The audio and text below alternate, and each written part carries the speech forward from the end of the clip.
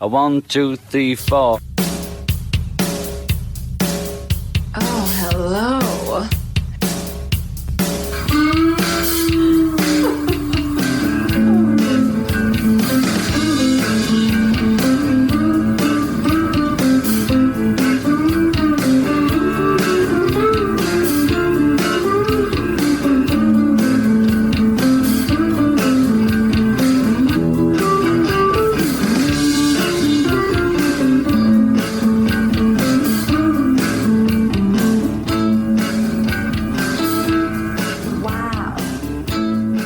Serious rock talk back on the dial, traveling at a speed at 33 1/3 RPMs, where the vinyl will bring you to your preferred destination. On with the show. Ladies and gentlemen, I'm your host, Ferris Kennedy, and in the booth next to me is none other than Dr. Ian Clarke.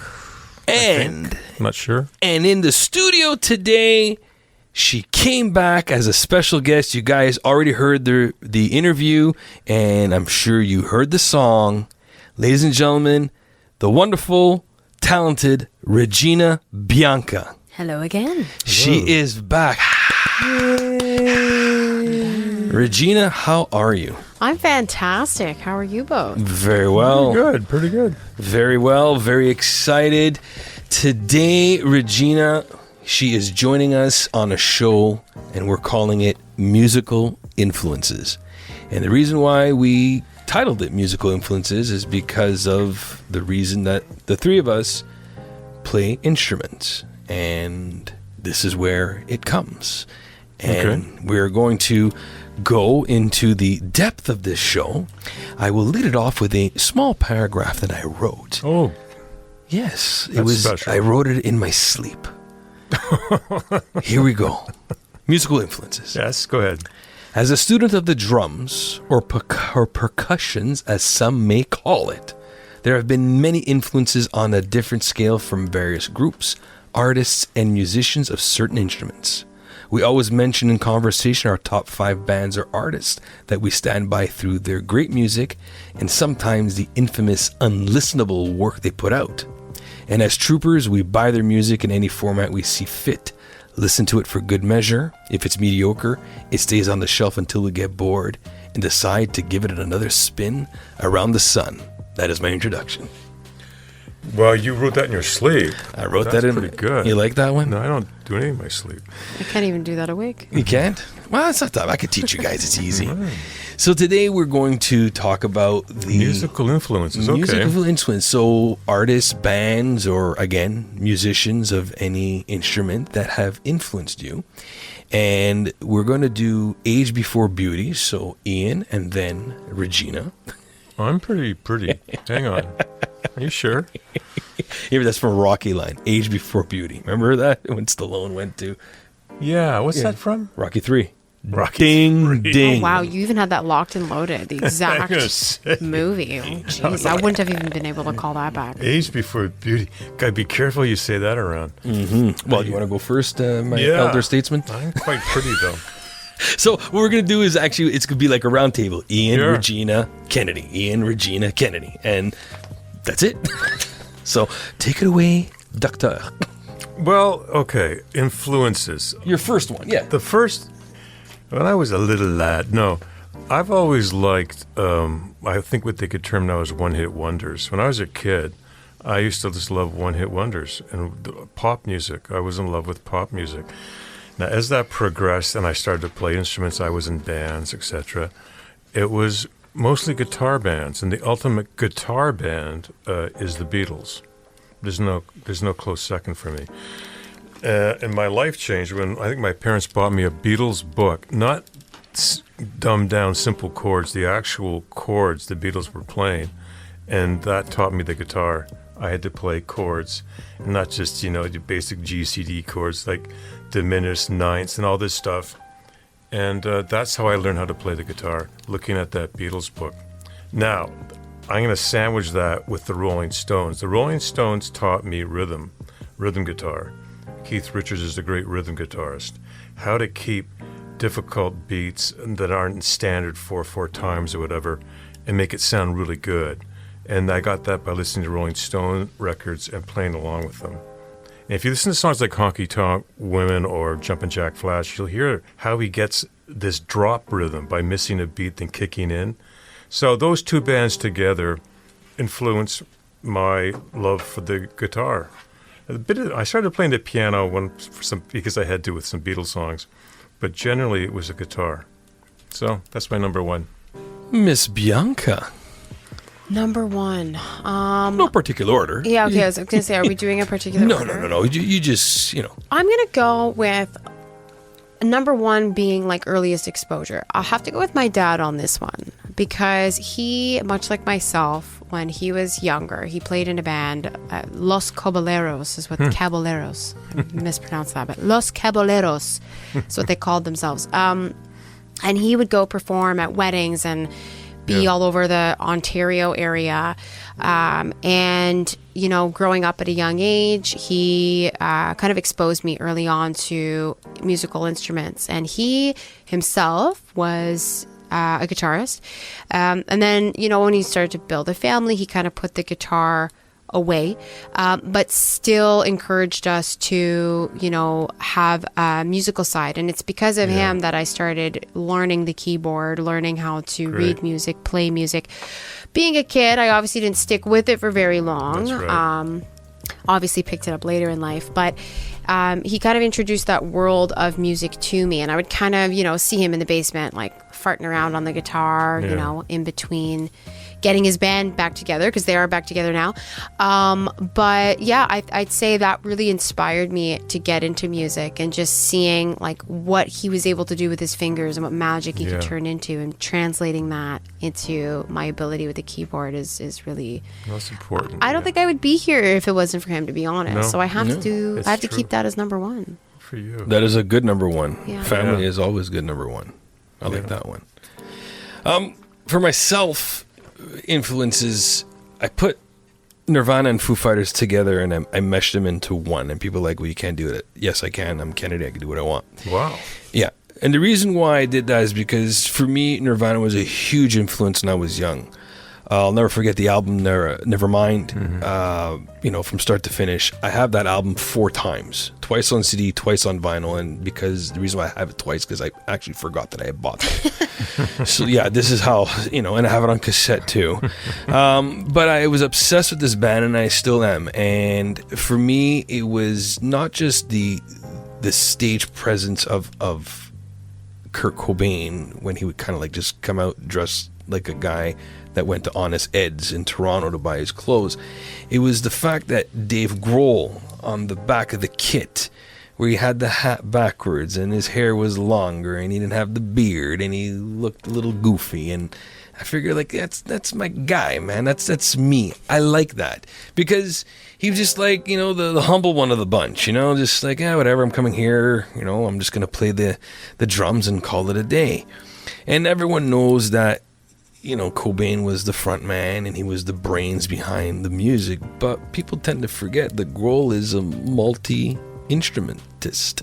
He could play many instruments, and he was also writing stuff while he was in Nirvana. So morph that over into Foo Fighters.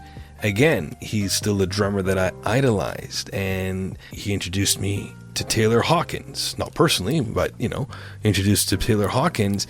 And this is where I ended up getting that inspiration to finally take that leap into going and learn how to play the art of drumming. And when I tell this story to my drum teacher, Charles, who I have to give a props to because he is also a huge influence on me for the drums, he respects that. And he says, this is the way music students learn. When you see someone that you idolize. Now, obviously, yes. And for me now, with the Foo Fighters, and I've been very open about this, it's not the same anymore. I don't want their new album. Don't care for it. I'll still go see them tour. But with no Taylor, it's done. I miss that. Even though he's the drummer, he was such a stage presence. It's not I'm saying he's bigger than Grohl, but he was almost bigger than Grohl because everyone loved him. Can I comment on that real quick? Because there is a lot of importance in what you said. Like I'm recently picking up the guitar and starting to learn it myself. And I had some training done, a session done. I haven't been able to keep with it. I'd like to continue. But the coach basically said to me, you know, I kind of had a conversation. I said, my dad's giving me his old, you know, books of how to learn guitar and these lessons, and they're falling apart. They're from when he was a kid, and he's born in the 1950s. So, you know, they're falling apart. I'm like, is this the right way to do it? And he's like, absolutely not. I was like, how? He says to me, how have you been doing it? And I was like, well, you know, I like a song. I'm, you know, downloading the music. I'm figuring out how to play it. And I'm learning what those chords are as I'm playing it. And he said, that's the best way. Because why start yourself learning something, Old MacDonald Had a Farm, which has no meaning to you. But then you take this, I don't know, Justin Bieber, Ed Sheeran song, and you're learning it. Now you have a connection to it. Ian? When I was a young guy, one of my sisters played guitar, and she had a gorgeous voice, beautiful voice, but she was not interested in guitar. But she's right-handed, I'm left-handed. So what I used to do, I'd take her guitar, restring it left, and play it. And then one day she came home and said, oh, Ian, just keep it. And she said, I couldn't care less. And so that's the way it started. She said, oh, and that was it. So second influence, there's a guy I listened to in junior high school. When I listened to him, I didn't know he was deceased. This is how far back it goes. That's Jimi Hendrix. And I first heard him. I couldn't believe a guy that it was a guitar, because I wasn't used to it. And I just fell in love with Hendrix. And I actually wore out 2 of his albums. But not long after that, I got an electric guitar. I bought the guitar in San Francisco when I was there a long time ago. It was a crummy guitar, but Hendrix was an influence. That's my number 2. For a short-lived career, he did influence a lot of people. We did a show once for our listeners called the 27 Club. And unfortunately, Jimi Hendrix is a member of that. Dangerous age in rock and roll. That's my number 2. I feel like as we go through this, the age divide is going to be very apparent. So I'm scared to share my answers. I'm so glad I'm the youngest. Thank you so much. I really appreciate It's that. true. You're 19 or 20? Yeah, 21. I could go to Vegas, yes. Okay, so my number 2, I'd have to say is Justin Bieber, only because he's Canadian, first of all. And to see someone go so far, you know, and I hate to say it, but we just, as Canadians, we don't have the same, I want to say, appreciation and exposure as, you know, our American counterparts. I'm with you 100%, sister. Keep going. You're preaching to the choir. I love it. Yeah. So, I mean, there's similarities there. You know, as you know, Justin Bieber started off doing, you know, covers on YouTube, posting things on YouTube. True. Actually, I think it was his mom that posted them for him. And then, of course, he got discovered by Usher, and the rest is history.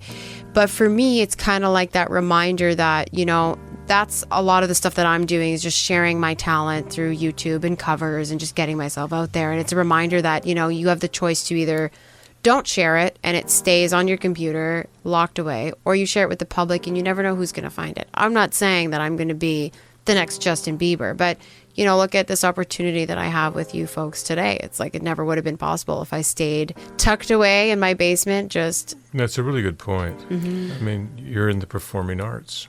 And that's what it's about. But you got a point, though, the way this country just totally craps on the successful artists with Drake, Justin Bieber, and I think they're one of the greatest Canadian bands, Nickelback. And people dump on them. And it's like, yeah, but people, it's true, though. You laugh about it, but people don't. But yet, Nickelback kind of asked for it, too. No, but at the end of the day, as soon as those tickets go on sale, every donkey out there, not calling you donkeys because you guys are donkeys when you crap on them, you go buy the ticket. Why? Because they put on one of the best concert shows out there. The pyrotechnics is insane. Oh, it's so true. Just for reference, actually, this came, oh my goodness, this was a handful of years ago, but enough years have passed since we had graduated high school. And for whatever reason, my sister said, let's go in the basement, let's dig up our old yearbooks and let's just flip through them. So we're in university at this point. We're looking through our yearbooks. And every year at school, they would do this Stratford, Ontario trip where everyone would get on a bus, you go to Stratford, Ontario, and you would just, you know, take it in. And I see this picture, and there's 2 people that are in my class, and they are posing in front of what's labeled as a street musician. And I'm looking at this picture, and it's young Justin Bieber, pre-Usher discovery. And I'm like, I'm staring at it in disbelief. I'm rubbing my eyes, and I'm like, So you come across this talented, quote, street artist or street performer, and you don't even care to get his name to put it in the yearbook? Like, where's the support there? Oh, wow. That's cool. It was pretty Welcome to Canada. Well, I was in Stratford about 3 or 4 years ago, and I found no mention of Justin Bieber anywhere. Which is crazy. Why wouldn't you like you go to I was in Texas recently, and they are so patriotic about everything. Yeah, There's they are. eagles on absolutely everything. They should have Justin Bieber's face plastered on absolutely everything. You know what I mean? Like, where's the pride? Yeah, I was in Liverpool about, I don't know, 25 years ago, 30 years, and it's tough to find anything on the Beatles. And now, that's the big money maker. But back then, you couldn't find anything. It depends on the name, because in Italy, they are big on the wrestler John Cena. Why? He's Italian. They're huge on him. You talk to my cousins out there, oh yeah, John Cena, oh yeah, buona quella, yeah, okay, I get it. I see him here all the time, in North America. But they're obsessed with him because he's Italian, right? And it's a big Italian name. He's Americanized, It's like people that idolize Sylvester Stallone because he's an icon. So you're right. I like your story on that one. That's nice. My second one is Kenny Aronoff, and people are like, Kenny Aronoff, yeah, he's Hal Blaine 2.0 in my books. He's been known as John Mellencamp's drummer for anywhere from 16 to 20 years. Helped elaborate his career. I just like the fact that he's actually a genuine human being. If you listen to his interviews or any of his solo monologues that he does, He has a podcast, doesn't he, or something? He does. He has his podcast, and he actually follows me on Twitter, which is great. The real Kenny Aronoff. So I feel honored about that one. Thanks, Kenny. So to me, as watching him play the drums and just his look and his appearance and just the humbleness of this guy, and everyone and anyone has asked him to be a session drummer or go touring with him, and he takes it. Why? Because he doesn't care. He just loves the music. Oh, he's a very hard-working guy. And he's got his own little studio at home, and he just puts in the hours. And to me, that's one hell of an influence. And, when I mentioned that, people say, you're in your top 5 drummers, his name is always in there. And my drum teacher tells me, goes, it is a freaking damn good name to put in your top 5. He says, because he is an excellent drummer. Kenny Aronoff is my number 2. Number 3 is a really, really good songwriter, and that's Carole King's Tapestry. And it's I remember listening to it, and I couldn't believe someone could write songs that great on both sides of an album. An album's about 40 minutes. Every song is great. And this is before Tapestry became Tapestry, one of the best albums ever made. The counterpart to her was a guy named, he just died, Burt Bacharach. Burt Bacharach was obviously a genius of some kind. He wrote probably 100, maybe 150 amazing songs. If you can write 3, you can make a living for the rest of your life in the States. Maybe 150. But I discovered him later. But Carole King, still around. They just did a Broadway musical, right? Carole King was and is an amazing songwriter. And this made me more excited about pop music. So that's my number 3. That's number 3. Lovely. Yeah. Miss Bianca. Number 3 for me, I'm going to keep riding the Canadian trend. Celine Dion. Got to Yeah. give her mad props. My favorite movie of all time is Titanic. I actually remember my mom taking me and my sister to go see that in theaters. I think I was like 4. Obviously, it was sold out. This is like her 3rd or 4th time seeing it at this point. So she's late for everything. So she bought us tickets last minute. We're front row seats. So when you're like 4 years old, you're like all the way up, looking head up at this big, ginormous screen. And there was something about My Heart Will Go On that just touched me. And I find whenever she sings, she conveys so much emotion, and she's got she's got some of the most beautiful love ballads of all time, in my opinion. Yeah. And so much so that I still remember my mom dragging me out of the theater at Titanic, and I'm bawling my eyes out saying, why did Jack have to die? And My Heart Will Go On. That's all I got to say. Wow. I like that. That's great. I like that. For me, Van Halen is... Ooh, it's Like we're going from this to Van. Yeah, we're going to this Van Halen. Unbelievable. Yeah, my heart will go on, because yes, when Van Halen did pass, I was actually very sad. Okay. But no, I was. Van Halen, and obviously, this is one of my top 3 bands. It's always going to be Led Zeppelin, Van Halen, Nirvana. The first one will never change, but, Nirvana or Van Halen, they'll shift 2 or 3. And people say, well, it's because you like Alex Van Halen. Yeah, no. I do, but it's not because of him or even Eddie, because even Eddie was the original drummer for Van Halen. People don't know that. It's actually because of David Lee Roth. And I'm a huge Diamond Dave guy. I'm always defending him because to me, watching his videos and listening to his music, to me, Van Halen, he was Van Halen. And his showmanship and his athleticism at the time when he could go on stage and do the backflips and do the splits and he could belt out the tunes because his voice was great back then. As he got older, unfortunately, it died off, and that happens. And to me, he's such a huge influence because of that stage presence and the way he could really work a crowd. And you could tell he was the most important aspect, besides Eddie, of that band, because they had some success with Sammy. Then they tried Gary Cherone, fellow Italian. And then they brought Dave back because A, the fans wanted him back, and B, Eddie's like, you know what? I got to make peace with this and just get him back because we need it. Even his solo career was so-so, unfortunately. So, yeah, at best. But you know what? He was a performer. Yeah, he's a showman. He could work the mic. He could work the audience. So I'm on number 4 now? You are number 4, my friend. Well, I've combined 3 groups. Ooh. But these guys and these groups bring a sense of style. I've always liked style in performers. Like, what character are they assuming? They're not this. There's a stage persona, and then there's a guy goes home and has a cigarette and a coffee. But it's Spandau Ballet, Roxy Music, and David Bowie. These guys, and I've saw them all live over the years, and they had a sense of style. They dressed great. They had great suits. They had great hair, amazing instruments.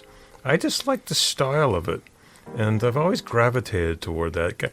I think I probably wouldn't have liked Woodstock because people are walking around in cutoffs and halter tops, whatever. I would have enjoyed something with a little more nightclubby thing. Nightclub vibe to it, and these guys look great, and they sang kind of the same, kind of a loungy voice, a mid-range voice, and I really enjoyed those. Bowie was great that way. So that's my number 4, Roxy, David, Bowie, and Spandau Ballet. That's a very interesting combination. Yeah. I see that we're cheating and we're doing some combos. So I did cheat a little bit myself, but I'm going to save that for my number 5. You guys will understand that. Okay. I like cheating. Cheating's good once in a while. You got to cheat, like when as long as it's in the right way. Exactly. Number 4. Okay, number 4 for me would be Backstreet Boys. It was the first concert I ever saw. And it was the first time that I was so captivated by the element of performance and music all in one. Like, it's one thing to sing and you can have a great song, but when there's nothing that beats live music. And this was in a day when, all of their band members were live too. Now, I've seen one of their latest concerts and they've sadly diverted to electronic tracks, which saddens me a little bit because it's not the same.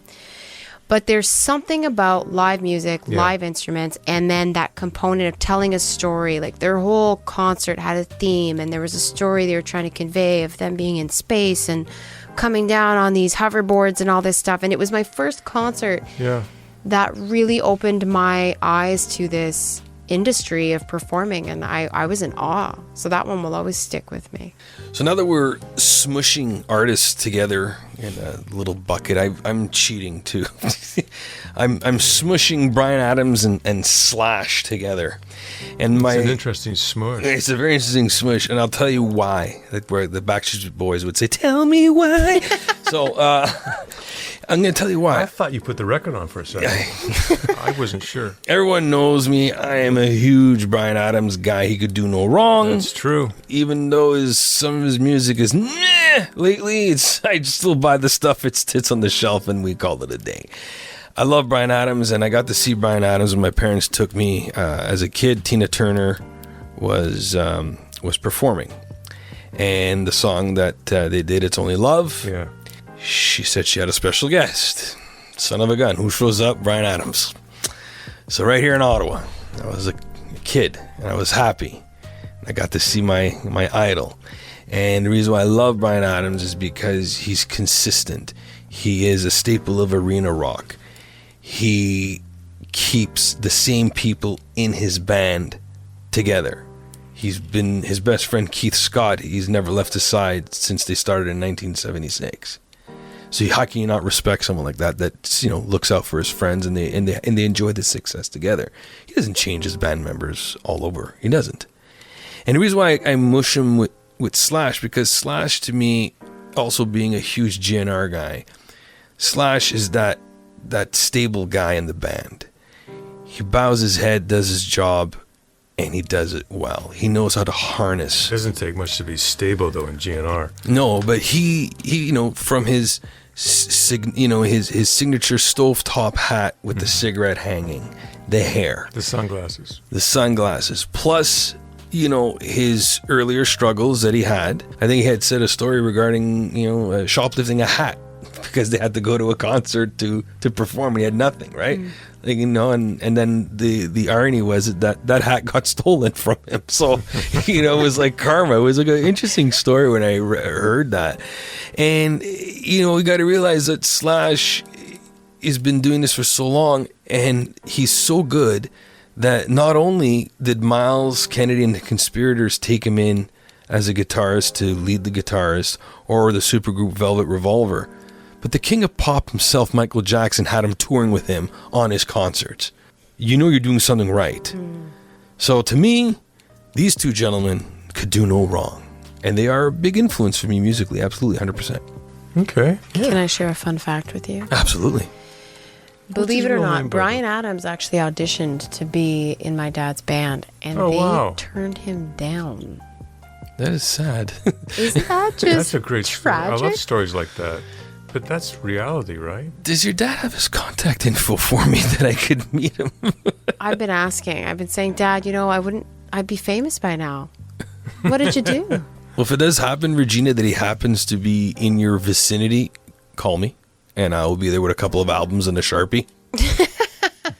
Brian, if you're listening, please contact us. Mr. Adams, contact us at seriousrocktalk@yahoo.com or reginabiancamusic@gmail.com. Yes, I'll reconnect you with my dad. Yeah. Anyway, number 5, I sandwiched 2, the Beach Boys and the Bee Gees. And the reason I did that is I love harmony music. I love great harmonies. And the Bee Gees and the Beach Boys, no coincidence, they're brothers, right? Because I'm convinced there's something going there. But they're great harmony groups. Just listen to Pet Sounds someday. Again, I mentioned Carole King's Tapestry, always the top 10 albums ever made. Pet Sounds is all 3, 4, sometimes 5-part harmonies, which are really, really tough to do. And the Bee Gees could do this on their side, 3-part harmonies live, immaculately. So, because of my love for harmony, it brought me into music more and more. So I would mention other great harmony groups, but they stand out. So that's my number 5. No, it's not a bad one. So for my number 5, this is my cheating one where I've also combined things. But instead of combining artists or bands, I've taken a subject, a category, if you will. So when I was told about what the topic would be, I really wanted to sit down and say to myself, okay, well, I love all these artists. There's so many people I listen to, and I'm trying to scan through my Spotify most listened and see what I could come up with, and really try and think about why is it that I've chosen this passion in music? What brought me here? And I noticed, I've mentioned some of the influences that I have, and I listen to Ariana Grande, Ed Sheeran, Andrea Bocelli, Whitney Houston, all these really renowned singers, but I can't say that they're the ones that really pushed me to be here. And when I gave it some proper thought, it's really the idea of Broadway and musicals. Interesting. And, I've always wanted to be an actress ever since I was really, really young. And I joined the school choir in elementary school. And through that, I was able to land a lead role as Dorothy in The Wizard of Oz, which was the first play I had ever been exposed to. And I'm there singing Over the Rainbow, and it was that first taste of combining music with acting. Yeah. And really, when I think about what it is that I love about performing, it's that ability to tell a story, to convey emotion, and to not just sing the music, but to put on a performance. And I think that's where it comes from. It's my love for musicals and Broadway. I like that. Yeah, there's something there, isn't there? And that'll never leave. Mm-hmm. Yeah. I like that. And on the actress point, just so you know, Regina and I will be doing the reboot of Get Smart Again. 2025 summer. What is this about the reboot? That's smart. Yeah, so I'm playing Agent 86 and she's Okay. playing Agent 99, and we're rebooting it. It's going to be intense, and I think I'm going to let Mike Myers will be a special guest villain in the reboot. So July 2025 is the summer it's going to come out. So we're working on that. Good Lord. We couldn't get Johnny Depp, I guess. Maybe we want him to be a villain. Well, I guess Mike Myers is Canadian. Got to stay supportive That's of true, Canadians he if we're is. keeping our theme. Yeah, I want to keep him in there, just because he is Canadian. For my number 5, it's Chad Smith, and people we talk about the Chili Peppers, they all think about Flea or Anthony Kiedis. Yeah, for me, it's the man behind the kit, because obviously I'm learning the drums, and he's just known for being very crisp in his beats, in his tempo. He was always in my top 5, top 10 drummers. When people say, what's your top 5, what's your top 10? To be honest, he's actually skyrocketed right to number 1.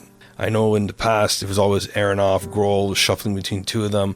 But now it's going to be Chad Smith, and this is because I'm doing some work on Chili Pepper music with my drum teacher. The fact that he was a natural drummer himself, self-taught, is something. His genuine approach on doing things. If you see the Drumeo video that they're having him listen to the song The Kill by 30 Seconds to Mars, he never heard it. And he's just playing it off ear. And he's like, okay, who's this from? And they're like, 30 Seconds to Mars. He goes, oh, okay. He goes, Jared Leto's band. He goes, okay, yeah. He goes, I like Jared Leto. And the best repost of this video is when you see Jared Leto himself and his brother Shannon Leto, who's the drummer, watching Smith do this, and they're just like, they're giving him like the seal of approval, the thumbs up, like he just did it, because it is not an easy drum beat. It is not. It is very hard. It's very fast tempo. The way he did it off ear, and obviously Chad Smith is renowned. He knows this stuff. Obviously, for myself, I need to go, okay, Charles, where's the liner notes there? All right, so we go, okay, yeah, oh, really? I got to do that one? Oh, I don't like that one.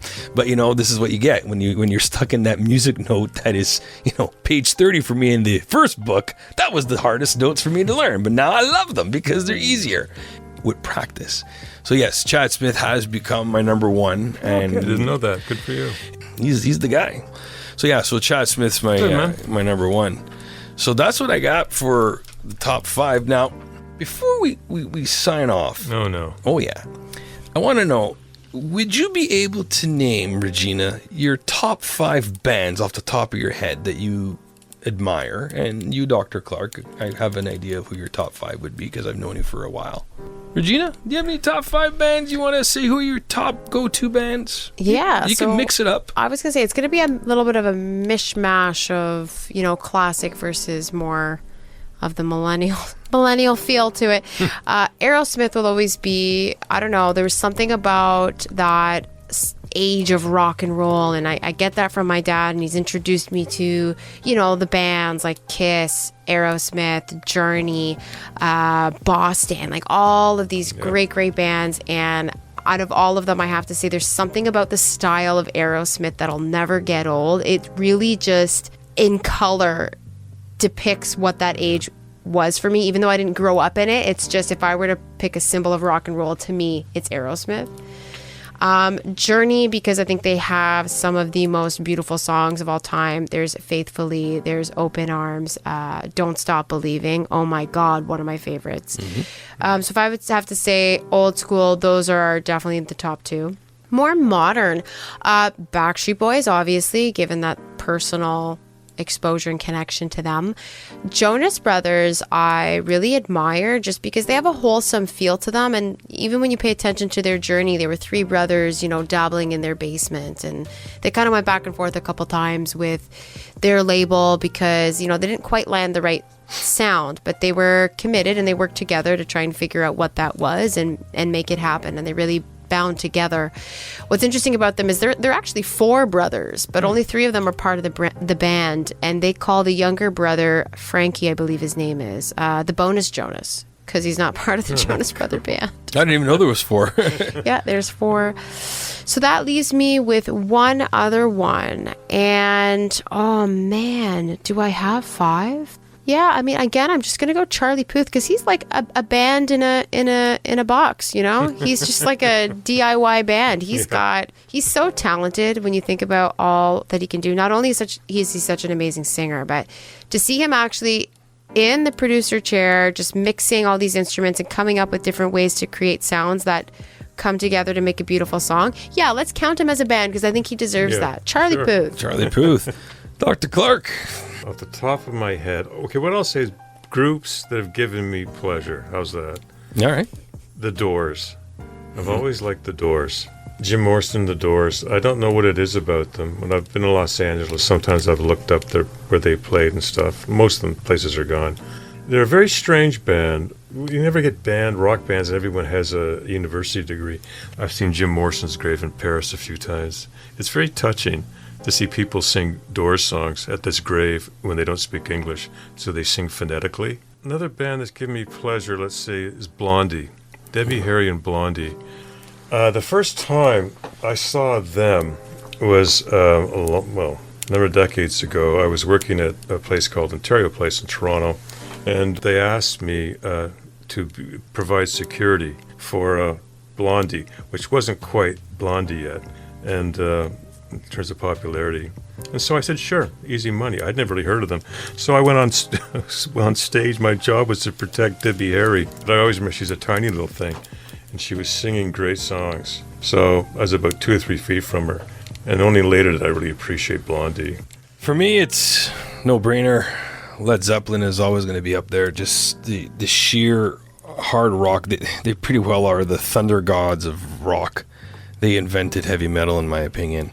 Nirvana, 100%, because that grunge era, they started off in like 86, 87, and just the sheer sound, the drumming, the uniqueness. Again, short-lived career on that band, and if nothing unfortunate would have happened to Cobain, how much more could they have done, right? Wait a sec, do you have this written down? No. We had to read. Yeah, I was gonna say you put us on the spot. Second. I had to do this off the top of my head. Well, I could do it there. I close my eyes. How's that sound? Yeah, right. You're still prepped. Van Halen is always going to be on there. There's no doubt about it. I'm going to put in some modern rock. Oh, yeah. Come over on this side. 30 Seconds to Mars right now is probably hitting pretty good for me. Okay. Their new album, when I bought it, it's just orange, actually. The vinyl was, I'm impressed with it. I really enjoy it. I think Jared Leto is so talented, this guy. It's just, and his stage presence, and the fact his demeanor, that you could tell he's just a humble individual. Remember, we talked about off air about how a fan went and hugged him on stage and he didn't freak out. He's like, oh, hey, I love it. Yeah, give me a hug. Here, take a photo, and he was happy. Turn around with other artists like, ugh, how can you touch me, right? But I think it's just this sheer genuine, and if I had to throw in Chili Peppers right now because of my admiration for Chad Smith as a drummer, I think he's just awesome. So that's 1, 2, 3, 4. Oh, and the fifth one, I don't know. Let's throw in the Rolling Stones because Ian gets mad when I just love the Rolling Stones. But I could change it with Ozzy if you want. I don't mind it as long as I have to see them live. And not fine. I will put Ozzy Osbourne just because I love what Ozzy has done with Black Sabbath and his solo career. I do love his solo career. I'm buying all his albums on vinyl. He is by far probably the greatest performer out there of that time, and this is a guy that I'm hoping he's touring. So that's what I have. Okay. So We're going to end it off. Wonderful. But the last thing I want to ask the two of you, real simple. No. Surprise questions. No, no surprise. Between the two of you, Yes. who do you like better? The Beatles or the Rolling Stones? Dr. Clarke, you go first, then Regina will go second. The Beatles or the Rolling Stones? Who do you like better? Now remember, Stones are still going. Barely, but yes. Barely. No way. I'm going to do like a desert island. If I was trapped on a desert island, what I would listen to, one band would be the Beatles.